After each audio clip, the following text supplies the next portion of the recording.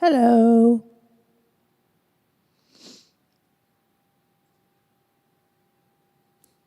I'm live. Welcome to Two Pastors and a Podcast. And a podcast. I gotta redo that. Welcome to Two Pastors and a Podcast. Do.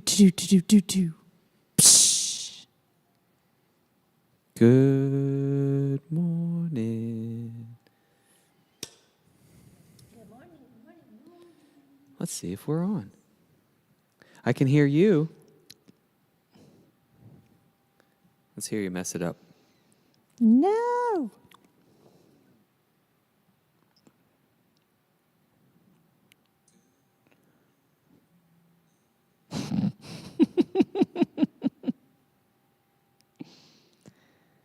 All right. Back on another Tuesday. And we've upgraded, although I'm not so sure I'm a fan of the upgrade.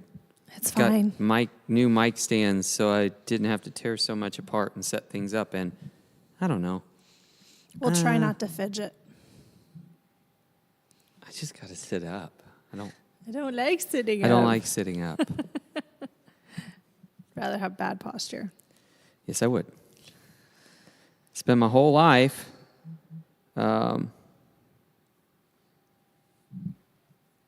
sitting in bad posture. It never hurt me until now. This is true. Sorry, I got a random text that I wasn't expecting. I read a study somewhere that, excuse me, piano players, like 1 in 3 piano players have lower back issues. And I am very certain it's because they make you sit up stick straight when you play. Is that tension after a while? Mm-hmm. I mean, I play drums, and I don't know how drummers don't have terrible back problems. I believe it. You're reaching all the time. Yep. Like, I don't know. Maybe they work out more than we do. Oh, yeah. That could This is be more it. full body movement. Fingers. Yeah. Turns out you got great finger. Not What so do you- much anymore. Finger. Rhythm? Dexterity? Dexterity. I wish my fingers were longer. Okay, anyways, moving on. Yeah, I have baby hands. I do. No. For a guitar player, I can't stretch the way that I wish I could. I always told I got tiny fingers and like a long hand. And so like, even hitting an octave is rough for me. Because you kind of palm it a little bit. Just a little. Yeah. So it goes. We were not meant to. And yet here we are. Here we are. Playing music. You get what you get. Here we are. Well, yesterday was Labor Day. Yay, labor. Boo labor? One more of those Whatever. days. I guess it's one too many days for us to have off. What'd you guys do yesterday? Anything? I cleaned out my children's drawers. Oh, that's a fun Labor Day. They were. Did Keith have the day off? He did. Okay. We stayed in bed for a while and then got up and I made chocolate chip pancakes. And then I was like, today would be a really good day to go through the kids' clothes. He's like, yep, let's do it. So we went downstairs and he tackled Asher's drawers and I tackled Ella's. And they were not happy about it. Why do you keep making me try things on? Because I need to know if it fits. Which is so ironic because they want to play dress up I at all the know. wrong times. Yeah. And you think maybe they'll like throwing clothes on Nope. and all. Nope. Not if it's my idea. Nope. And then, what did we do? Oh, Keith had a lot of projects that he did. We did a lot of labor on Labor Day. Yeah, that's what it sounds like. Keith did a lot of projects. That it's just who he is. If he's home, he's doing something. And then I read a lot for homework. And the kids did whatever they wanted. I don't know what they did. I just told them not to make a mess of everything I just cleaned. What'd you read? You don't want to talk about it. No. It's fair enough. Fair enough. I tried. I'm not putting that out there on the internet. That's fair. That's fair. Oh, yeah. I just don't like my class. It's You're better fine. than me. I put too much on the internet. all my feelings come out. It's just for that. On the plus side, Facebook deletes live videos after 30 days. So at least on Facebook, it disappears. This is true. And that's all anybody cares about. Saves me a lot of trauma. Well, isn't that why I said I didn't like preaching? Because it's on the internet for Forever. Some pastors have talked about that, how we probably need to get away from recording services at all. Yeah. Just because interpretation, especially even a year or 2 or 3 later, like your personal, not beliefs, but like you learn and you grow, and what you said 10 years ago, oh, absolutely, might not be what you agree with now. Yeah, but it's still going to be held against I've you. even learned it's not even what I believe, though that's definitely a big part of it that changes and moves, but it's also the various stages of my own mental development or even mental health, where it's like, oh, I was a little sad. Yeah. Or even just what I was passionate about or how passionate I was about certain things. So, so especially as a young pastor, like you're learning what the sermon time is about. So if it's out there for 10 years and someone goes back 10 years, they could be like, oh, who is this guy? And it's like, well, I mean, it's me. Yeah. Just a more immature version of me or something like that. It just doesn't go away. Yep. Moral of the story. Pastor Cameron as you are preach. Watching, that's the moral. Yeah, that's not wrong. Just kidding. As you are watching this video on social media, I would probably recommend that you not post or engage in social media on the regular. And ask Pastor Josh whose idea it was to do a podcast. The Holy Spirit. Amen. No. I mean, seriously, there are even like, so my worst ones. If I decide to get witty off the cuff during a sermon, Don't do that. They just come into my head and they just come out. And if I say something about the pointy rock, it's on there for years. And now it's only on there for 30 days. Now it's. So don't worry, Pointy Rock. You will forget you. about this in 30 days. We love you. We kind of. I mean. Sort of. We'll see you in heaven. Yeah. Maybe. Nope. If you're elected. Oh my goodness. Here we go. Luckily here we believe in grace. 30 days. It's only on there for 30 days. It's okay. Oh, geez. See, this is what we're talking about. No off the cuff humor. So we went on the lake yesterday. We went with Amber and Wayne on the lake. Raccoon Lake. Did you swim? Or did I actually did swim. Nice. Here's the problem. Was it cold? Yeah, it was a little hypothermic. Yeah. I was thinking when I jumped in, I only went swimming one time, and I was like, is this how Jack felt? Jack, don't go. This is how Jack felt. I wonder how anyway. Have you ever been to the museum that you can stick your hand in the water? That's the Titanic. No, icy cold water. I don't go places. I know you don't. But anyways, you can do that and you can see how long you can handle it. Just your hand. And no. Yeah. Yeah, I don't envy them. But we did. We went to the lake yesterday. The girls had a lot of fun. They're really tired and sore today. They are. Yep. Did they swim a lot? No. All they wanted to do was be pulled on the tube. Yep. Weirdos. To be fair, I wouldn't want to swim either. I mean, I'll be honest, the last 12 hours have been a little stressful for me because I got water in my ear. Oh, no. And I thought I got it out. I think I got it out. I'm probably manifesting a lot of pain. You're concerned about brain-eating amoeba. That's exactly it. Mm-hmm. Last night I had a panic trigger. I jumped up from my computer because I had a little bit. Now, mind you, I was a little chilly inside because I was hot. We were outside all day. It was a little chilly. And so I'm at my computer. I got my robe on. I got my beanie on. And I got my headset on over my beanie because I was thinking of playing some video games. And so there's a lot of pressure on my glasses. And I got these new headphones, and they don't feel great. They kind of have a lot of pressure.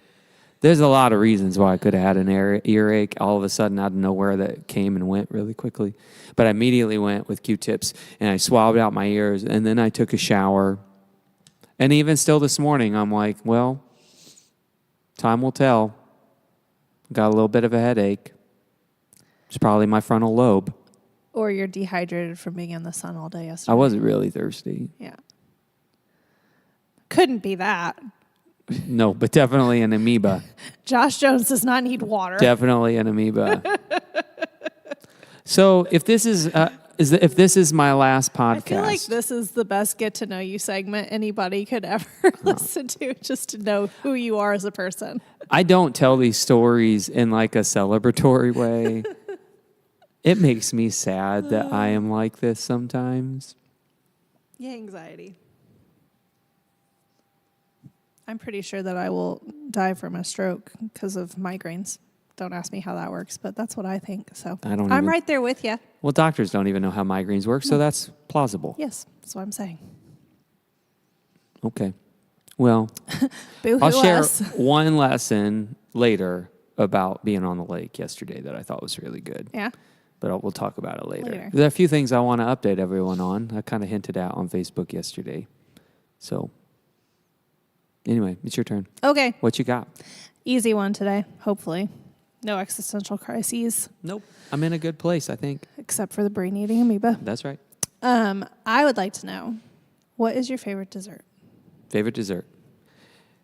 Caitlin already knows. I do. What my favorite dessert is. I will say it like this. It is such a favorite dessert that this is my birthday cake. Yep. And it is the only thing that I would look forward and was willing to put my health on the line at Ponderosa. Oh, no. The buffet. Yep. And y'all know me and buffets. Like, yeah, let's just eat everyone else's spit.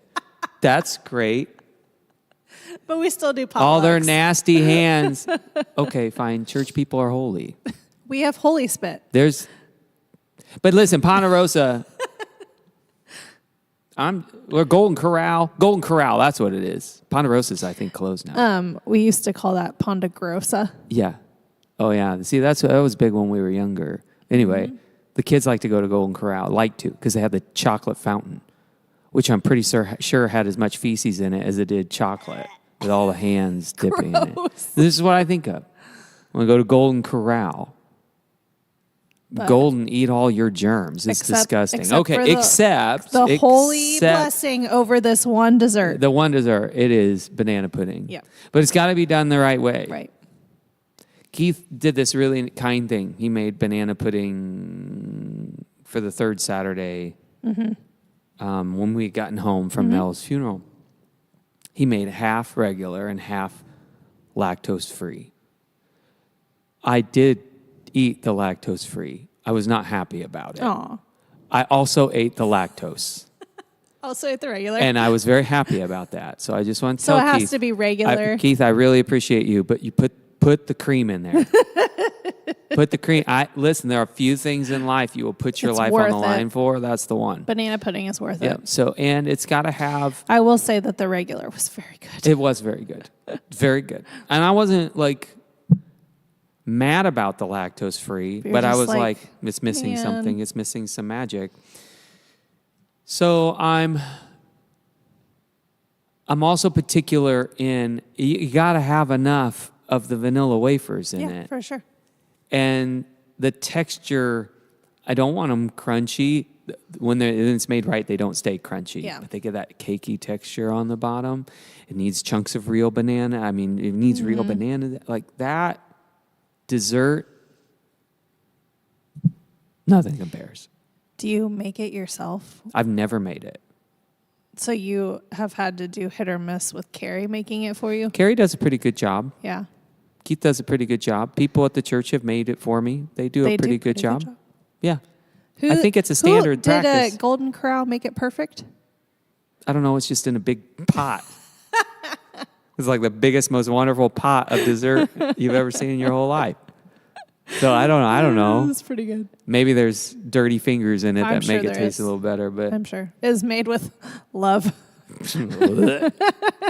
I don't like buffets anymore. They Used to are- as a kid. They are a little gross. They are gross to me. To me, listen, if you like buffets, don't feel judged right now. You're just dirty. And it's okay. No, It's okay to be dirty. they're wholly dirty. I'm just kidding. I do like potlucks. So it's I get it. It's ironic. But I know the people here. So that helps. Their germs are sweeter. That's fine. Exactly. Okay. So there it is. Banana pudding. Long answer. Banana pudding, hands down. That's my jam. Yep. What about you? What's your favorite dessert? Ice cream. Okay, fine. But Ice cream. yeah, okay. But what's like if you The fancy ice cream with all the candy in it. Ice cream. Well, no, it's not that simple. What's Okay, what's the my one that you're like, mom's- oh, My mom's apple pie. ice cream? Apple pie ice cream? No, my mom's apple pie. Wait, you just went from ice cream to apple Oh, pie. I thought you were saying that ice cream wasn't a no, real no, dessert. ice cream is a valid dessert. Oh, okay, 100% okay. is. I'm just saying, like, if I just gave you a bowl of vanilla, Oh, no, that would make me sad. okay, that's my point. Chocolate. It has to be chocolate based. Okay, but chocolate with what?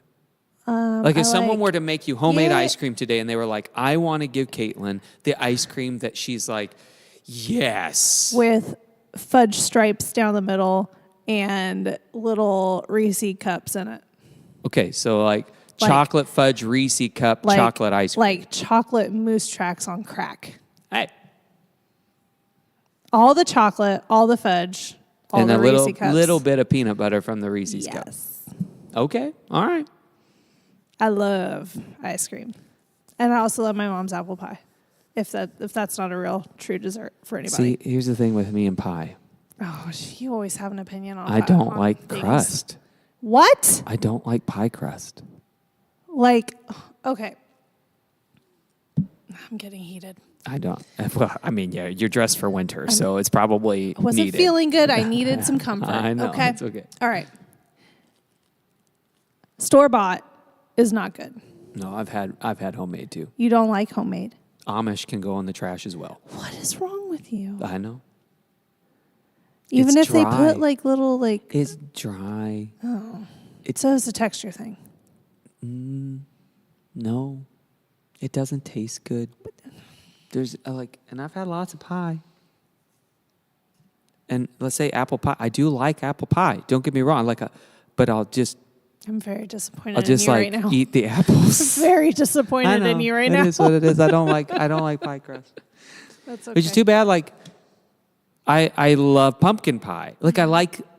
Well, but also You like pumpkin pie filling this. with whipped cream on top. I like apple pie filling. I like if you make me a banana pudding pie, I will like the filling.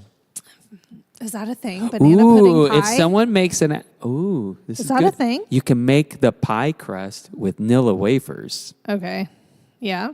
like almost like a graham cracker crust, but just with Nilla wafers. And you don't need the little ledge of dry crust that no one in the world Just should make eat. banana pudding. I'm just saying, if you want me to like pies, this is how I might like pies. Banana pudding filling. I'd like pie filling. This is fair. With ice cream or no ice cream? I mean, cheesecake is like a pie But that's got graham cracker. crust. But that's like, Yeah. talk about dry. That's real pie. But that's dry. Yeah, but it sucks up all the moisture. You have it, you take a bite, and all the moisture of the cheesecake or the whatever, like, makes pie crust is dumb. I just feel really disappointed right now. I'm sorry to all those that love pie crust. It's just not my jam. That's okay. Keith doesn't like cheesecake. So, like, your wombo combo, My wombo. as we say in gaming world, is apple pie with ice cream on top. Oh, yeah. But I do like vanilla ice cream on apple pie. But yeah, I have had chocolate ice cream on apple pie before because I'm Is that crazy. weird? It is a little weird. It's weird. A little What weird. would chocolate ice cream? What pie would chocolate ice cream really go with? Cherry, chocolate, cherries. Those go together. Probably. Key lime. No. No. Oh, peanut butter pie. Yeah, that's Have probably, you seen? I've seen. I that's saw. probably the closest you get to. There's this perfection girl right that there. is like a former Amish that she does like a YouTube channel, and she shows like her Amish recipes that she still lives by. And they make a peanut butter pie. I was like, peanut butter pie. Peanut butter pie is so good. Peanut butter pie. Chocolate ice cream and peanut butter I pie, think though. that's a win right there. I showed Lily a recipe I saw on Facebook. It was bears in a blanket. And they took, I think you're going to like this. So Teddy Grahams? Yes. So they took croissant dough and they cut it into rectangles. Okay. And they put a Hershey's chocolate. Yes. And then, okay, I want to make sure I get this right. Hershey's chocolate with a small sliver or slice of banana. Yes. Teddy Graham on top. Yes. Spoonful of Reese's peanut butter on the bottom of the thing. And then they pulled up and pinched it down. And then coated it in some salt and sugar, or cinnamon and sugar. And then air fried it. They were bears in a blanket. I would like that to be your next dessert for third Saturday, please. It looked pretty good. Yes. Lily and I actually just made this weird brownie recipe, but it weren't brownies, but they look like brownies. It's like a healthy alternative. So we smashed up. It just got very sad. 3 healthy kind of browning bananas, smashed them up, put in 3 heaping tablespoons of peanut butter, and 2 or 3 heaping tablespoons of cocoa powder and some honey and some chocolate chips. You still get a lot of the banana flavor, but if you air fry it, we didn't get to air fry it because we didn't have a pan that could do it, so we did it in the oven. I don't think you want to do it that way. It didn't form that kind of crust that you get from brownies. So if you air fry it with like an air frying pan, it'll get that little crust, but kind of like a banana brownie, except it didn't have all the flour in it, and it didn't have all the sugar and stuff like that. Was it good? Yeah, Lily loved it. Emma loved it too. I mean, we took it to the lake yesterday, and we had them individually wrapped in baggies, and I gave one to Amber, and I was like, I know what that looks like. Just don't pretend it doesn't look like that. Just pretend. Just ignore it. Just ignore the look of it. Put it in your... Just, it looks terrible. Oh, no. Anyway. Did she like it? Yeah, she said it was fine. Oh, it's fine? I don't know if it was her favorite thing. Maybe she was being polite. Amber, were you being polite? It's okay to be polite. We need to know the truth. Listen, you eat with your eyes, and what you were eating with your eyes was not a peanut butter banana brownie. Amber, I need to know, was it actually good? Because I'm not going to eat that. Lily liked it, but Lily, and it's kind of rich in its own right, but it's banana rich. Like it's that fruit sugar rich. It's not like heavy in the same regard. So Lily's not like a super sweet tooth person. So for Lily to like something, you gotta desserty. You gotta figure out. And she loves brown bananas. So what?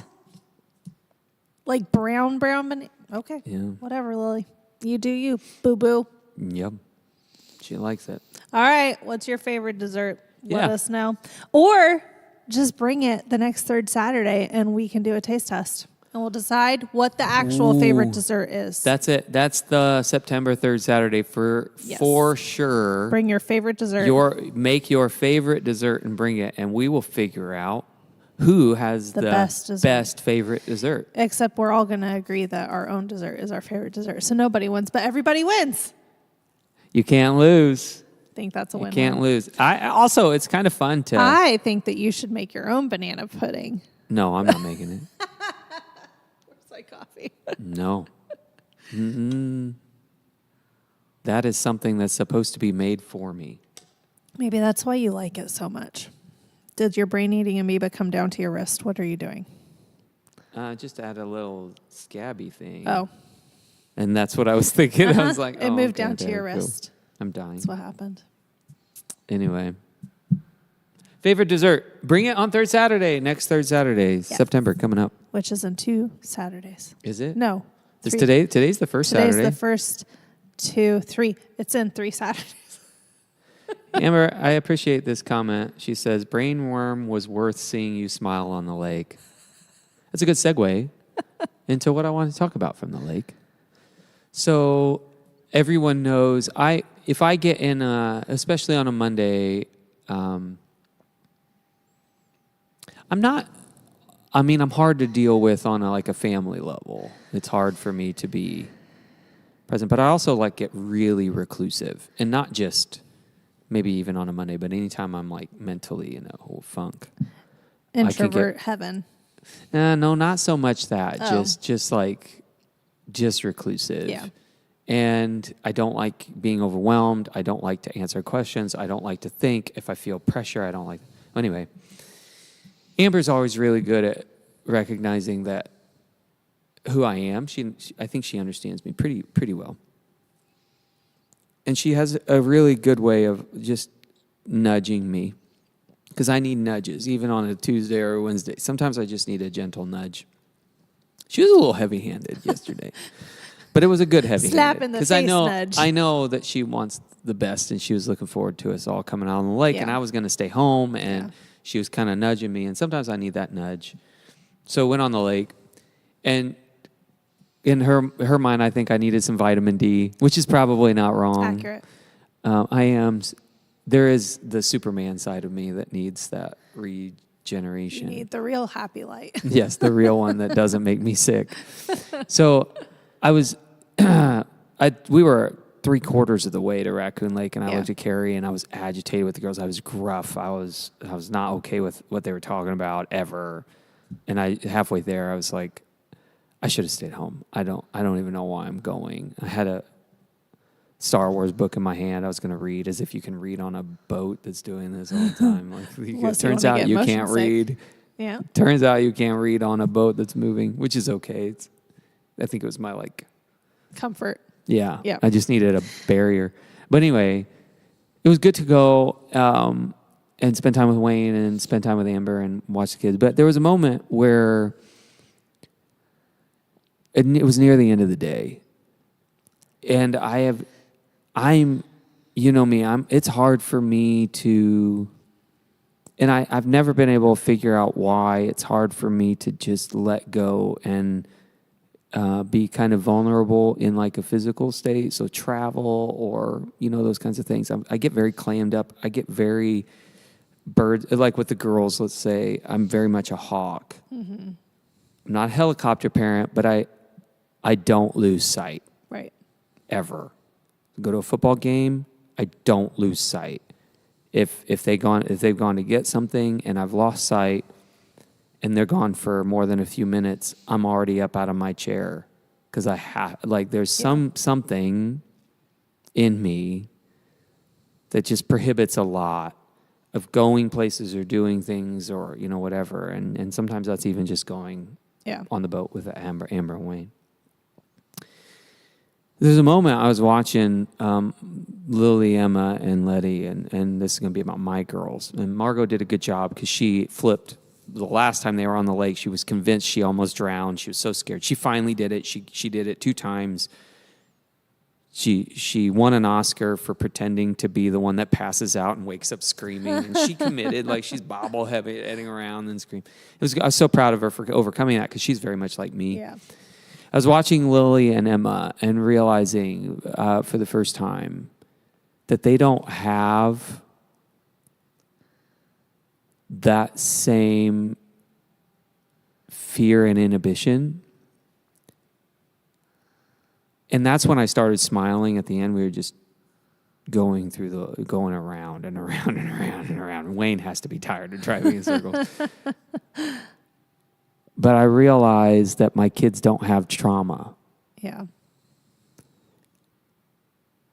And I was really grateful from that moment on. I wasn't in a bad mood anymore, even after a couple hours of being out on the lake. But I was really grateful to realize in that moment that we've done a good job with our girls. They've lost Grammy. They've lost Uncle Mel. Those are life things that you have to work through. But they don't have trauma. Yeah. They're just carefree kids who've experienced a good life so far.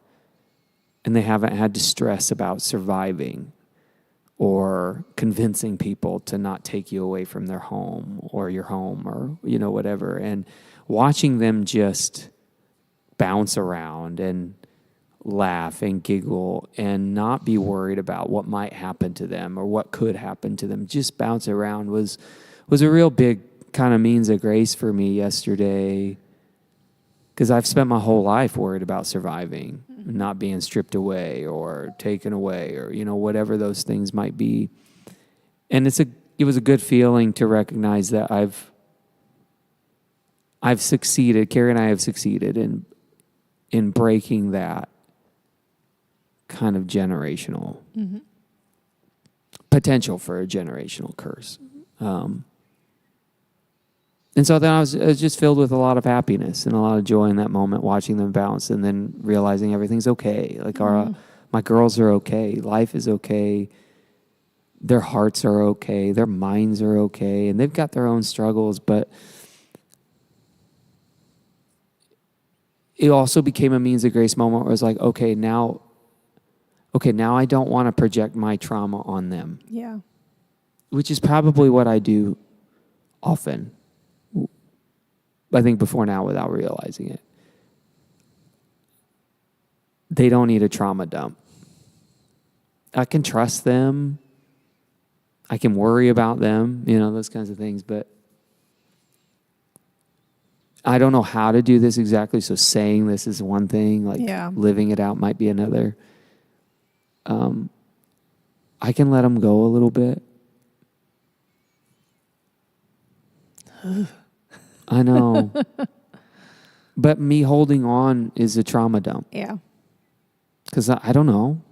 I don't know what happened in my life. I haven't been able to point out or nail down what's made me emotionally this way. I mean, I can think of a few things maybe, but I don't know. It was a means of grace to see them do that and realizing that wasn't just kids having fun. It was kids who come from a dad who has a very traumatic past, very traumatic history, and they don't have it. Yeah. And I want to celebrate that instead of being confused by it. Mm-hmm. Sometimes I think that's what you do when you're not aware of what you're doing, is you almost rob that because not even explicit or on purpose. You almost think they have to have some kind of trauma. They've got it, but they don't. And that was a real beautiful moment for me, sitting on the lake, the last 25 laps, just smiling and recognizing. And I was the whole time, just thinking about what I want to say as a pastor and what this does for me as a dad. And I'm writing thoughts out in my head the whole time, because that's what I do. Because it never turns off. It never turns off. But this time it was in a hopeful way. It's just a happy way of, Carrie and I we've done a good job. And our kids are going to have troubles in life. But they're not trauma troubles. Yeah. And I hope they never will be. That's always a possibility. But they're good kids who have had a good life.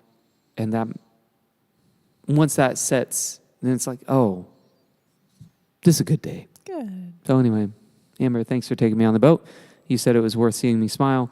Now you know. I was planning on saying this even before you said that, but now you know why I was smiling at the end of the day. Yeah. Sounds like a good day. Mm-hmm. It's cool how God kind of winks at you every now and then. I think what I love about being a Wesleyan is you recognize God's prevenient grace in a lot of different ways. And that might be one of those things. Prevenient grace is, God using Amber in a way to push more than Amber might typically push. Setting me up to bring more awareness of what God's done in my life, but not just my life, what God's done in my family's life that I needed to see. And sometimes you're not aware of all of that stuff. And that's where being a Wesleyan is so good, is God's Spirit's always at work revealing what God's doing, what God's been doing, what God has done in your life, and how God has shaped your life. And that was, a means of grace, prevenient grace, all kind of wrapped up into one yesterday. Nice. Mm-hmm. So I was having not an existential crisis, and you were cleaning out drawers. Yeah, I think you probably had a little bit more fun than me. Yep. Life. Yep. So a couple of updates I shared on Facebook as well. I shared with you a little bit, but I have officially started the conversations with Nazarene Theological Seminary on pursuing my doctorate. Yay! Yeah. Pretty excited about it, actually. How do you... Okay. Why do you want to be a doctor? It's not so much, I want to be a doctor. Why do you want to be a doctor? Okay, so I've told myself for years I don't have an ME. Yeah. I remember how seminary ended. Lily was a brand new baby. We had moved from Kansas City to Lake City, Florida on my last year and a half or so. And so I'm full-time, brand new dad, Ma's living with us. It was a lot. Mm-hmm. I puttered through, failed a class, like kind of tanked at the very end. And I can get overwhelmed pretty easy. Yeah. But it's been 12 years since I've had any formal study. I was in my office reading a book for Sins and Temptation for the Vices and Virtues we're doing on Wednesday night. And it just kind of was like an epiphany moment. I'm in such a different place emotionally and mentally and level of maturity. When I read, it's different now than what it used to be. It's not with a sense of duty, but I've learned that that's just a part of who I am. I love learning. Yeah. But I also love stretching my mind. And I know that sounds like learning, but it's I want to think way outside the box. I want to really wrestle with things. And that's where you get to do some of that. And I want to be able to contribute to the church more than what I can do right now with just a Master of Divinity. I want the doors to be open for various avenues, not necessarily career-wise, that's not what I'm saying, but just in writing opportunities or curriculum opportunities or credential opportunities of ministerial candidates. I want to be able to contribute more to my church in that regard. But I love learning, and I'm in such a different mindset. But I've also been wrestling with discipleship for several years. Wrestling with how to ask questions, how to engage with things and different groups of people. And it's become a big passion in my life of trying to see people grow in ways that are meaningful. And so I want to explore that more in detail. And, ironically, having a conversation with Missy on Friday when we were out to dinner with her and Brad, it was like God brought all the pieces together, and instantly my mind's erasing on what the next step could be. So I kind of know now, and I'm passionately and excited about this kind of topic of discipleship that I want to research and explore and offer alternatives to. I've always said as a pastor, I don't like to sit still. Mm-hmm. Stagnation, I think, is the killer of the church. Yeah. And I think for a good 30, 40 years, the church just became very stagnant because people would come, you didn't have to change anything.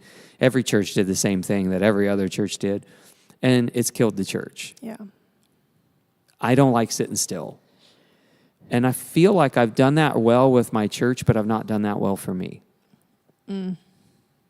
So I've been sitting on an MDiv since 2014. Yeah. And all of a sudden I'm realizing, I don't want to be that stagnant. I don't want to sit there anymore.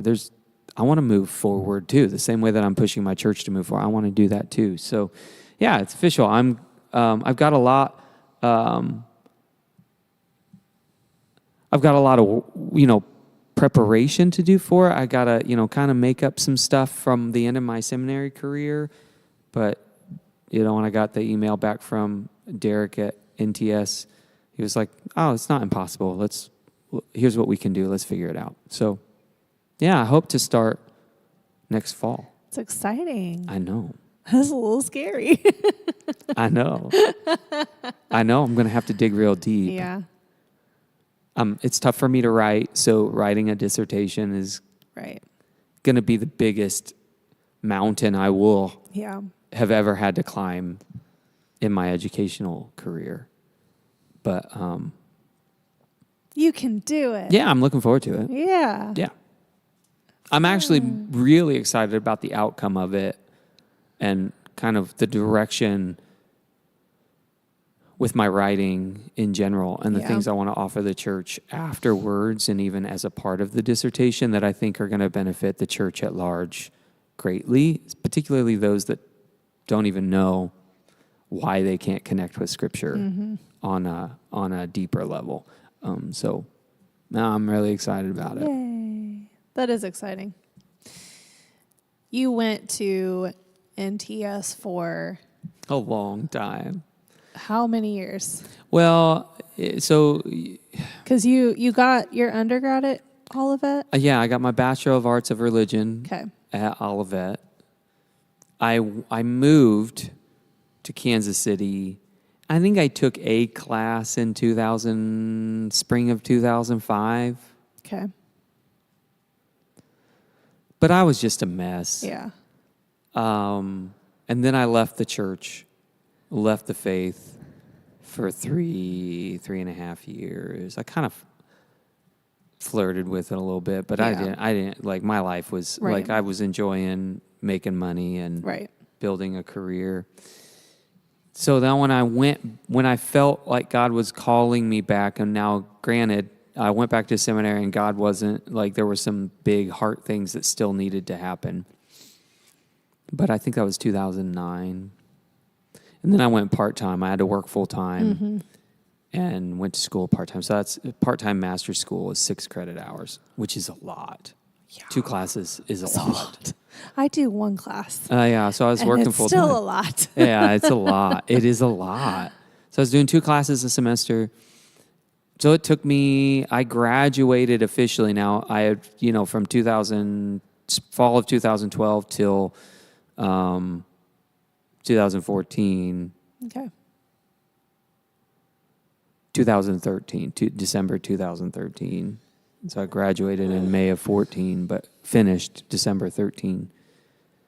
That was probably about 3.5 years. So I would say it probably took me 4.5 years of study to get through seminary. And it's going to be, I think it's 1.5 to 2 years for a D-Min program. I've got a couple more years ahead of me. That'll be good. It's not ever, at least for me, it's not the amount of time it takes to do these things.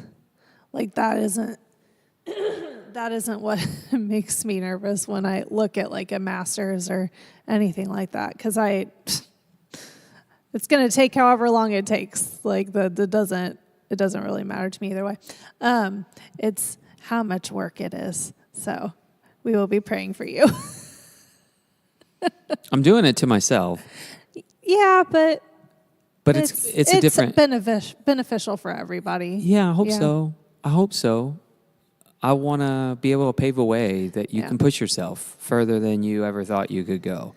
And that through maturity and learning yourself more and gaining more confidence in who God's made you to be, even what you thought was impossible 5 years ago doesn't have to be impossible anymore. You can move forward. I also think it's really good for your girls to see that it doesn't matter how old you are. You can learn at any age.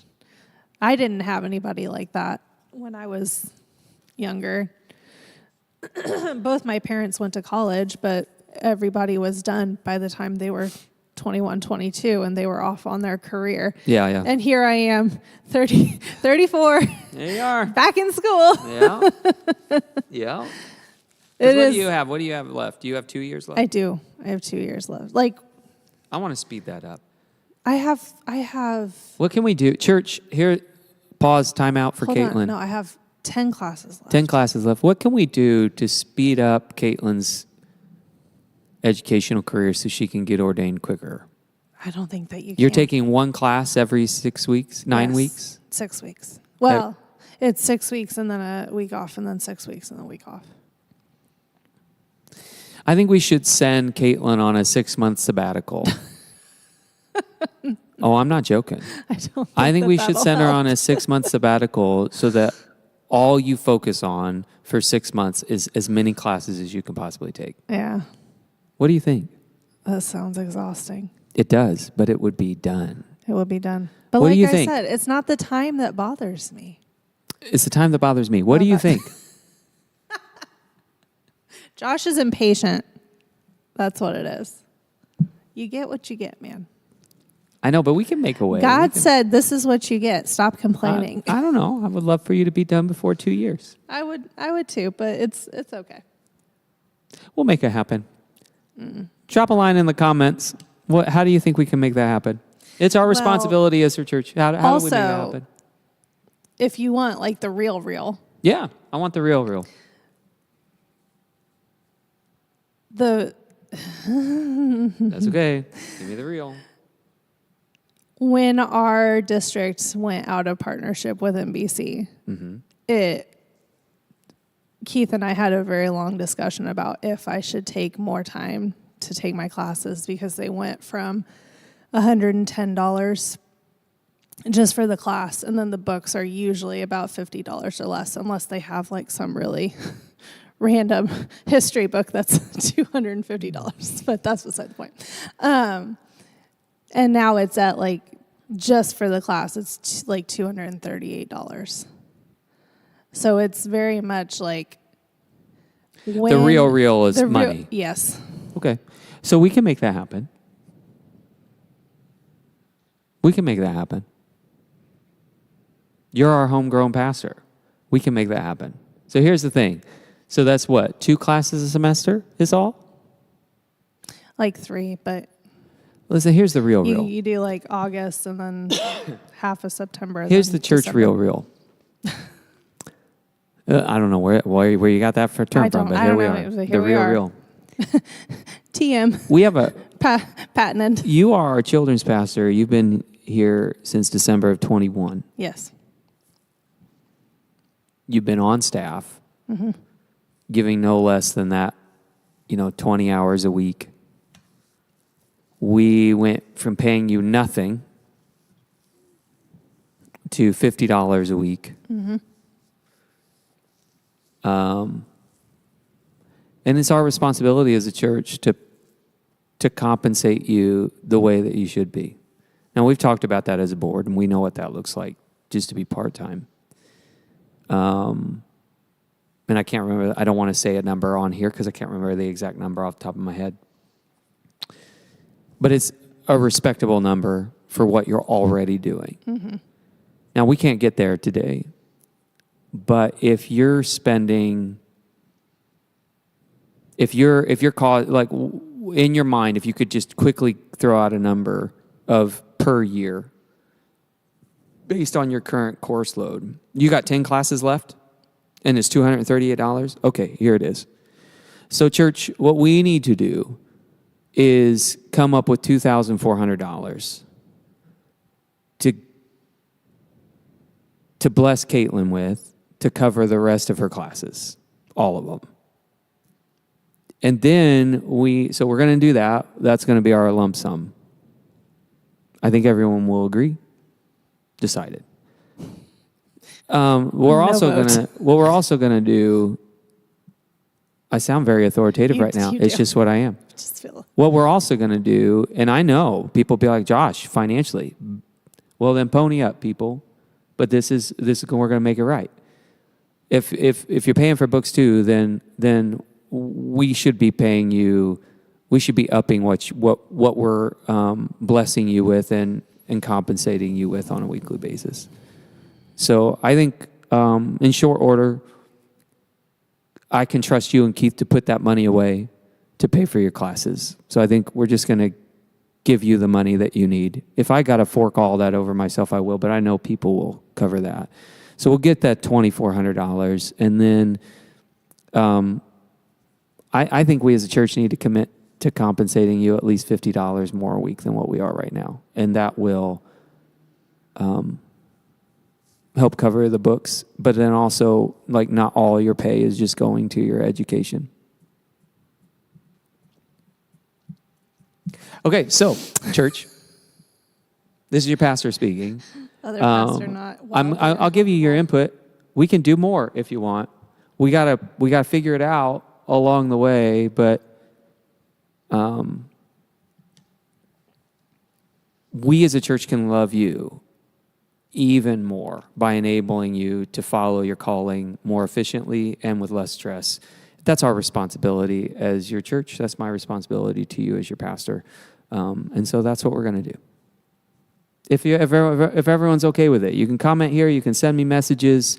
If you want to give generously to Caitlin's education, you can just give online. You can put a designation in there that says CC School or something like that, or NBC. It doesn't matter.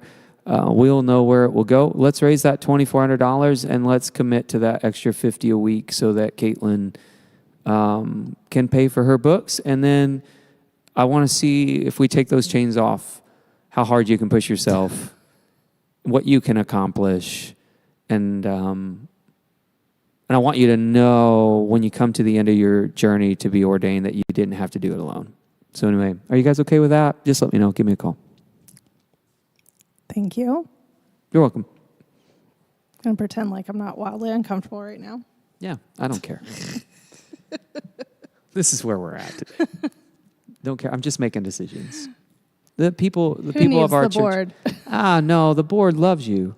Yes, they do. The board loves you. They would not even bat an eye. We will talk about it as a board, but if the church comes together and says we believe in this too, then that's all the help that we need. Mm-hmm. I'm also, when it comes to being right and doing the right things, I don't need to go through committees. This is the right thing. And that's what we're going to do. Let's make it happen. Donate online, share it, whatever you got to do. Let's get Caitlin through school. As fast as possible, apparently. That's right. I care about time. And I want us all to be able to celebrate around an altar someday when you're being ordained. It'd be fun. It will be a great day. It will be a great day. Mm-hmm. $2,400 and $50 more a week. That's a lot of money. It is. But $2,500 more a year for the church, $2,400 up front. We're good. That's how we invest in our people. All right. Next. So I'm going to get my DMin. You don't have to worry about paying for that. I will take care of me. But gonna start working on my DMin. So hopefully in the next 3 years I will. How much? I would like to know, how much is a DMin? $22,000 or something like that. From NTS, yeah. Mm-hmm. I know. God will provide. Yeah. And it's right. Yeah. I'm not worried. I'm excited. That's a good thing. Okay, so next thing, I had said something about a Christian school, and I've been talking with Carrie a lot. Oh, yeah. I haven't heard about this yet. Yeah. No, I have, but just not like... We're at 53 minutes, so I can't talk on it forever. Be fast. But one of the things I've noticed with our kids, and you know me, if you've been around long enough, I'm a huge fan and supporter of public education. I don't demonize it like modern political parties want to, nor do I use it for political agenda like other political parties like to do. But I'm a huge fan of public education. I think it's right. I think it's essential and important that every kid has access to good education on an equal playing field, whether they're rich or poor, black or white. It is essential. I believe in it. Now, that said, I also recognize that the state of public education has to be very broad because our country's very broad in beliefs, in systems, in culture, and all those things. But part of what that's done, and I've seen it even in my own kids, is there's so much data that has to be given to make sure that enough breadth and depth is or not depth, but enough breadth is covered, that everyone's covered and represented or whatever. That kind of our kids in the faith and growing up in Christian homes get a lot of mixed signals and start to blur the lines together. Sure. And one of the phenomenons I've kind of noticed with Christian kids is growing up in the church is it's easy, and Keith, I think, helped me see this, but Keith has really learned at teaching the kids on Wednesday nights. or the students, everything just seems like a story. Yeah. It's almost like Santa Claus almost. Right. Some people believe one story, some people believe another story. And I get it because, I was showing Carrie, it's like, okay, I've got this, my phone represents, the faith, and my coffee cup represents, so the world and God and Jesus and all, death, resurrection, ascension. The world stories are over here. Mm-hmm. But now it's all like this. They're all just stacked together. Mm-hmm. And now part of that is on us as a people, right. Christian faith, where we have allowed our faith to look just like the rest of the world. And we've championed things as Christian that are actually not Christian at all, but they feel really good because, well, they're American and we're Americans and, it all makes sense. Well, shame on us for doing that because we've created a muddy haze of, well, all of it sounds the same. Well, yeah, of course it does because we've allowed American religion, the cult of America, we'll say, to absorb Christianity and kind of move into it and blur the lines. So our kids kind of see it like when they hear about Jesus, it's like a story. Yep. And Keith has been really good at telling our kids, like, actually, and it's like only Christians believe about Jesus. And Keith's like, well, actually, Muslims believe Jesus lived, and they believe he was a prophet, and Jews believe Jesus lived. They believe that he was just a prophet in the end. And there are other pieces of history that talk about Jesus. And historically speaking, there's even Roman historical proof that, yes, Jesus actually was alive. Yes, Jesus was a teacher at that time. And yes, Jesus did actually die on the cross.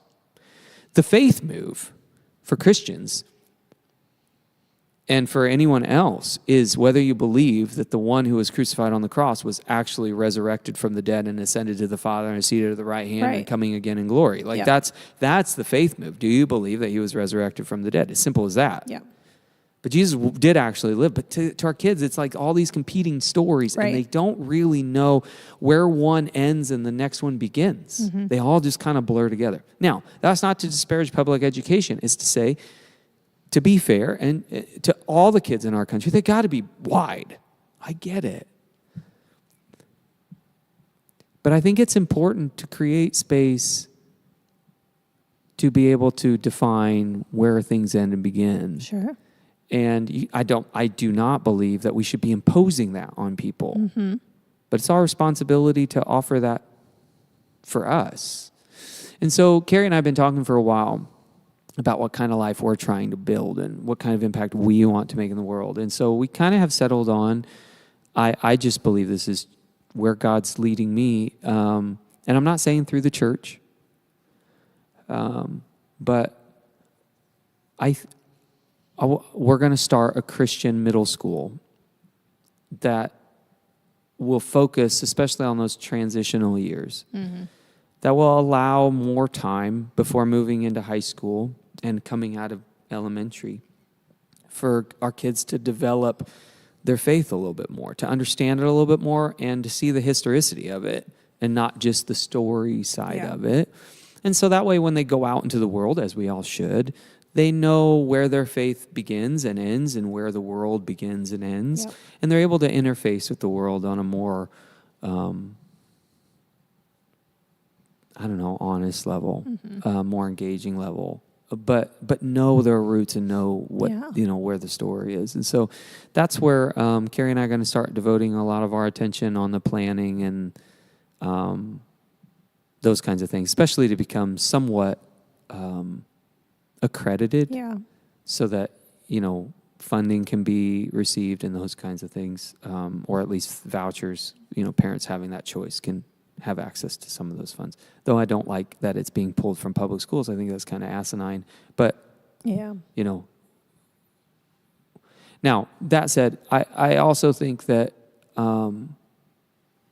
I believe in education being rigorous. And a lot of problems I have with Christian schools, I went to one This is experiential, sometimes anecdotal. But there are a lot of hokey Christian schools out there that don't really take they take the faith side really seriously, but the other components of education are just not the priority. And I think that's really wrong in the modern society. It does our kids a great disservice and sets them up for failure later in life.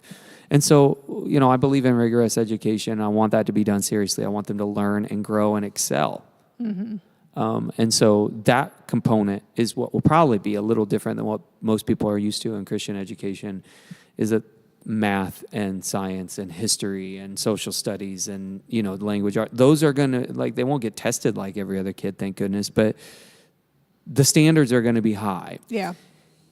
And parental accountability is going to be high, because if you want to be real honest, one of the biggest breakdowns in public education right now is the lack of parental accountability. Mm-hmm. And we can just blame teachers for all the things that I don't do good as a parent. And that's not going to happen there. So that's what we're working on right now, is thinking about how we can love on our community and raise up the next generation of Christian adults with a faith that's strong and theologically sound, and doing it at the right time in their life when they're kind of making this transition into becoming real teenagers and older teenagers, so they can interface with the world a little bit better. So that's in the midst of seeking a doctorate, no big deal. That's what we are working on right now. Josh is like, who needs rest? Yeah. Not me. And we're going to rely on the input. Carrie is obviously a big element of it being in education, but we're blessed with a church full of teachers. And so being able to bounce ideas back and forth and form things in a way communally will be a really beautiful thing. So that's really cool. I think that one of the points in my ministry that kind of opened my eyes a lot was when, it must have been Colton. He came up to me after we were doing a lesson, and he was like, so when in history did this happen? Yeah.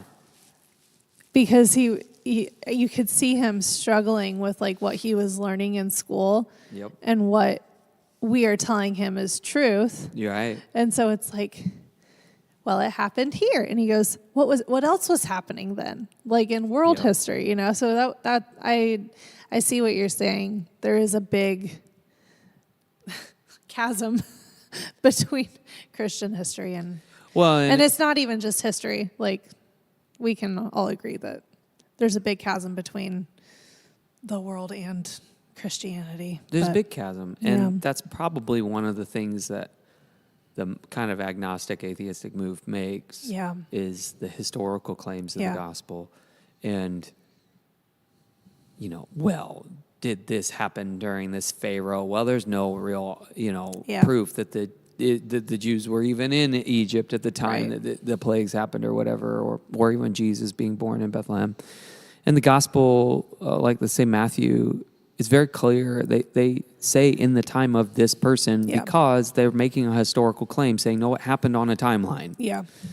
But our kids are kind of taught that if it doesn't, and and they're not taught to think like the people of old. Right. They didn't think the way that we think now, even about time. Yeah. Or history or historical account or that kind of they just didn't. History is a stranger. We have such a hard time letting history be a stranger because we're taught, well, if the facts don't line up perfectly, then there's your proof it's not really true. Right. And that's where Colton or maybe someone else will be wrestling with is but if it didn't actually happen on this date in this year of our Lord, whatever, then it must not have happened. They got it wrong. Well, if they got it wrong, then everything's kind of wrong. That's where they start to think, well, maybe it was just a story. Yeah. Just like everyone else's story. Yeah, you got it. But, to be able to engage with history is essential as a Christian. You got to. Yep. How you engage with the world now. You got to learn you got to learn and you got to figure out how to wrestle with what they're wrestling with so that you can teach them what you really believe. Yeah. So.